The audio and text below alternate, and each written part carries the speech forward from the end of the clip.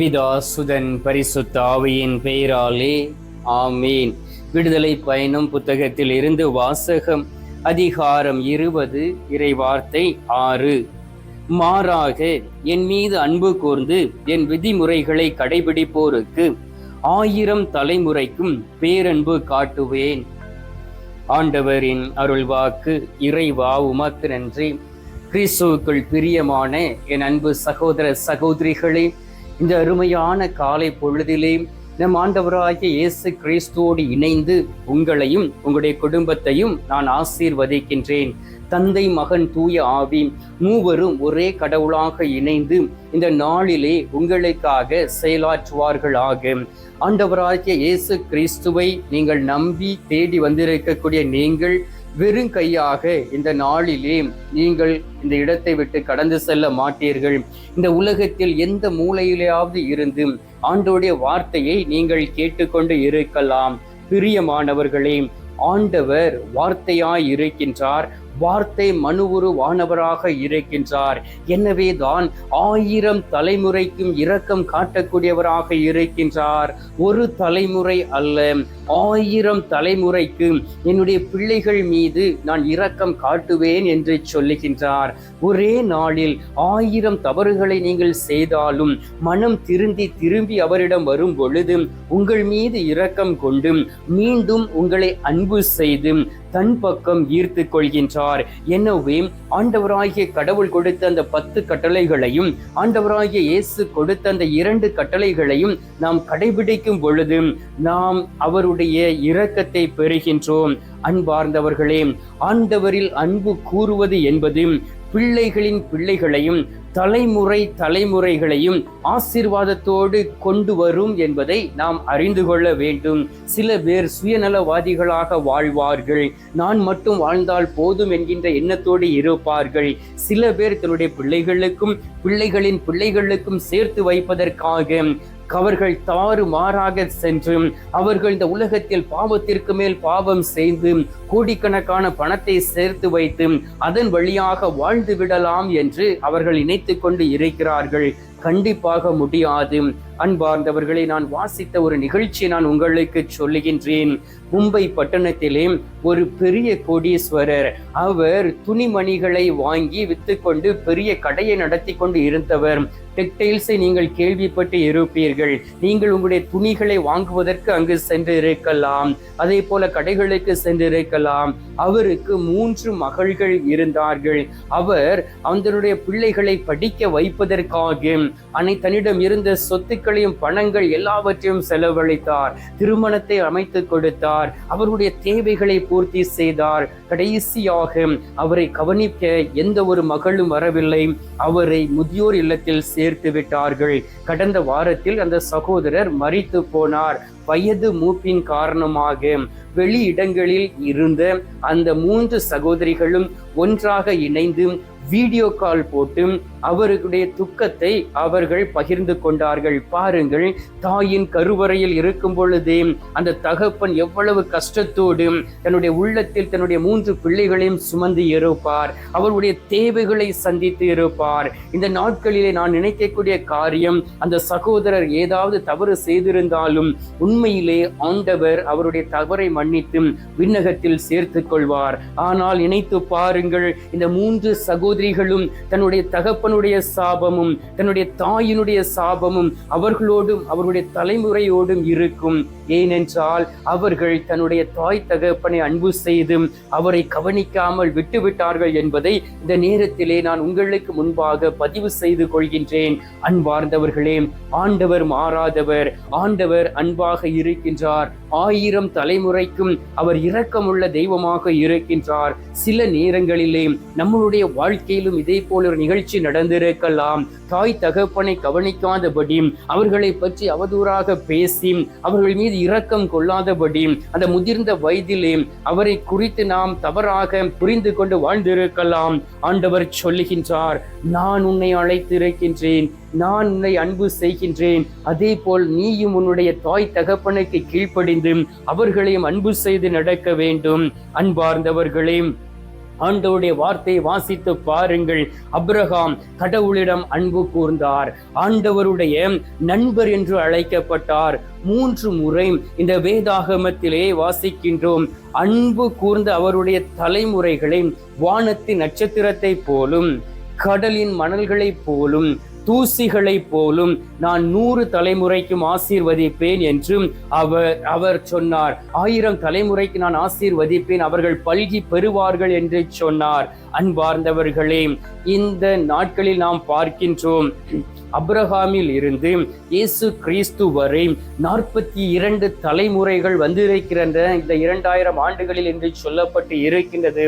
அதன் பிறகு இந்த 2000 ஆண்டுகளில் ஒரு 100 தலைமுறை கூட வந்திருக்காது. ஆண்டவர் சொல்லுகின்றார், 1000 தலைமுறைக்கும் நான் உன்னை ஆசீர்வதிப்பேன் என்று சொல்லி ஆண்டவருடைய இதயத்தை நீங்கள் புரிந்து கொள்ள வேண்டும். இந்த நாளிலும் கூட நாம் பாவிகளாக இருக்கின்றோம். ஆண்டவரை தேடி வந்து அவருடைய பாதத்தில் அமர்ந்து கண்ணீர் விட்டு நாம் செபிக்கும் பொழுது உண்மையிலே ஆண்டவர் நம்முடைய கண்ணீரை காண்கின்றார், நம்மை ஆசீர்வதிக்கின்றார், அவருடைய பரிசுத்த இரத்தத்தினால் கழுவுகின்றார், நம்மை பலப்படுத்தி திலப்படுத்தி அவருடைய மகளாக நம்மை உருமாற்றி விடுகின்றார். பாருங்கள், பாவியாக இருந்த மகதேல மரியாள் ஆண்டவர் சந்திக்கின்றார். அப்பொழுது அவர் ஆண்டவரை அன்பு செய்ய தீர்மானிக்கின்றார். அவர் அந்த குஷ்டரோகியாய் இருந்தவருடைய வீட்டில் பந்தியில் அமர்ந்த பொழுது மகதல மரியாள் அவரை தேடி சென்றும் அவருடைய பாதத்திலே வாசனை திரவியத்தை பூசி கண்ணீர் விட்டு தன்னுடைய கூந்தலினால் அவருடைய காலை நனைத்து அவர் துடைத்தார் என்று சொல்லப்பட்டு இருக்கின்றது. அன்பார்ந்தவர்களே, அப்பொழுது ஆண்டவராக இயேசு கிறிஸ்து சொன்ன வார்த்தை, இவள் என்னிடத்தில் மிகவும் அன்பு உள்ளவராக இருக்கின்றார் என்று. நீங்கள் அன்பு செலுத்தாமல் இருக்கும் பொழுது ஆண்டவர் உங்கள் அருகில் வந்து, என் பிள்ளைகளே என்னை நேசிக்கிறாயா என்று கேட்கின்றார். யோவான் நற்செய்தி 21வது அதிகாரம் 15 17 வரை வாசித்து பாருங்கள். 3 முறை பேதுருவை நோக்கி, நீ என்னை நேசிக்கின்றாயா, நீ என்னை அன்பு செய்கின்றாயா என்றும் அவரிடம் கேட்டார். பேதுருக்கு கண்ணீரே வந்துவிட்டது. அவர் சொன்னார், உம்மை நான் நேசிக்கிறேன் என்பதை கடவுளே நீர் அறிவீர் என்று வாக்கு கொடுத்தார். அன்பார்ந்தவர்களே, திருவெளிப்பாடு 2வது அதிகாரம் 4வது வார்த்தை வாசித்து பாருங்கள். எபேசு திருச்சபைக்கு எழுதும் பொழுது சொல்லுகின்றார், ஆரம்பத்தில் உன்னிடம் இருந்த அன்பு இல்லை, நீர் முன்பு செய்ததை செய், நீ செய்த தீமையில் இருந்து மனம் மாறு என்று சொல்லப்பட்டு இருக்கின்றது. ஒரு காலத்தில் என் சமூகம் உனக்கு மகிழ்ச்சியாக இருக்கவில்லையாம், என் பாதி அடியில் இருந்து நீ என்னை துதிக்கவில்லையாம், அன்பில் ஏவப்பட்டு எவ்வளவு ஊழியம் எனக்காக செய்தாய், உன்னுடைய குடும்பத்தில் எவ்வளவு மகிழ்ச்சி இருந்தது அந்த ஜெபம் இருக்கும் பொழுது என்று ஆண்டவர் இந்த நாளிலே உங்களை பார்த்து கேட்கின்றார். என் மகனே மகளே, தவறான வழியில் கடந்து சென்றது போதும், ஆண்டவரை நேசிப்போம். ஆண்டவர் நம்முடைய தலைமுறைகளை ஆசீர்வதிப்பார், நம் மீது இரக்கம் கொள்வார். எனவே கண்களை மூடி நமக்காகவும் நம்முடைய பேர பிள்ளைகளுக்காகவும் குழந்தைகளுக்காகவும் அவருடைய பிள்ளைகளுக்காகவும் ஜெபிப்போம். எங்கள் பரலோக தந்தையே, இயேசு கிறிஸ்துவே, தூயனல் ஆவியே, தகப்பனே, இந்த அருமையான காலை பொழுதிற்காக உமக்கு நன்றி சொல்லி உமை துதித்து உமை ஆராதிக்கிறேன். அப்பா, நீர் ஒவ்வொரு நாளும் எங்களை ஆசீர்வதிக்கின்றீர். எங்களை மட்டுமல்ல, என்னுடைய பிள்ளைகளுக்காக ஜெபித்த பொழுது அவர்களை ஆசீர்வதித்திருக்கின்றீர், அவருடைய தலைமுறையை ஆசீர்வதித்திருக்கின்றீர். 1000 தலைமுறைக்கும் அவர்களுக்கு பக்கபலனாய் நீர் இருந்திருக்கின்றீர். ஆண்டவராகிய இயேசு கிறிஸ்துவே, நீரே எங்களுக்கு எல்லாமாய் இருக்கின்றீர். ஏனென்றால் உமது கட்டளைகளை நாங்கள் கடைபிடிக்கும் பொழுது நீர் எங்கள் மீது பேரன்பு காண்பிக்கின்றீர். இதோ பாவியாய் உம்மை தேடி வந்திருக்கின்றோம் அப்பா, பாவம் நிறைந்த வாழ்க்கை வாழ்ந்திருக்கிறோம். ஆண்டவரே, இந்த நேரத்திலே எங்களுடைய பாவத்திற்கு ஏற்ற தண்டனையை கொடுத்து விடாதபடி உமது கல்வாரி இரத்தத்தினால் எங்களை கழுவி சுத்திகரித்து எங்களை பலப்படுத்தி திடப்படுத்திட வேண்டுமாய்மை நோக்கி செபிக்கிறேன். அப்பா, ஆண்டவரே, நீர் அன்பாய் இருக்கின்றீர். நாங்களும் மற்றொரு மீது அன்பாய் இருக்கக்கூடிய பாக்கியத்தை கொடுப்பீராக. பிரிந்து சீரழிந்து கொண்டு இருக்கக்கூடிய குடும்பங்களை ஒப்புக் கொடுக்கின்றேன். வேதனையோடும் கண்ணீரோடும் இருக்கக்கூடிய குடும்பங்களை ஒப்புக் கொடுக்கின்றேன். ஆண்டவரே, அந்த நாளிலே பேதுரு கண்ணீர் விட்டு அழுததை போல உமது திரு சமூகத்தில் கடந்து வந்து கண்ணீர் விட்டு அழக்கூடிய பிள்ளைகளை ஒப்புக் கொடுக்கின்றேன். ஒவ்வொருவரையும் ஆசீர்வதிப்பீராக. அவர்களும் அவருடைய தலைமுறைகளும் ஆசீர்வதிக்கக்கூடிய பலத்தை கொடுத்திட வேண்டுமாய் மை நோக்கி செபிக்கிறேன். அப்பா, ஆண்டவரே, நீரே வல்லமை மிக்க தெய்வம், நீரே எங்களை ஏற்றுக்கொள்ள வேண்டுமாய்மை நோக்கி மன்றாடுகிறோம் அப்பா. ஆண்டவராகிய இயேசு கிறிஸ்துவை எந்த சூழ்நிலையில் உம்மை விட்டு பிரிந்து விடாதபடி உமக்கு ஏற்ற ஒரு வாழ்க்கை வாழக்கூடிய மன தைரியத்தை எங்களுக்கு கொடுப்பீராக. இந்த காலை பொழுதிலே நீர் எங்களுடைய ஜெபத்தை கேட்டிருப்பதற்காக உமக்கு நன்றி.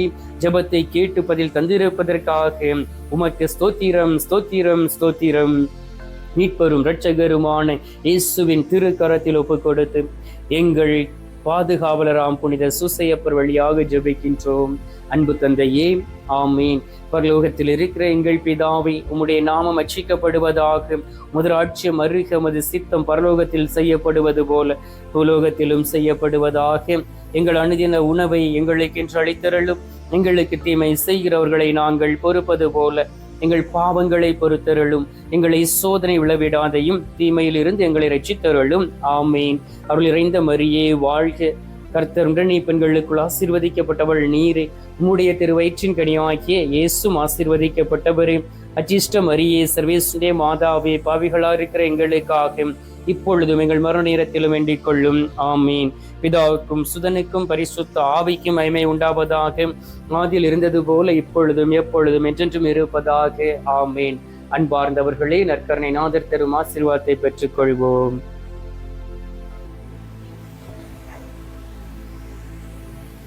எல்லாம் அல்ல இறைவன் பிதா, சுதன், பரிசுத்த ஆவி உங்களை ஆசீர்வதிப்பாராக.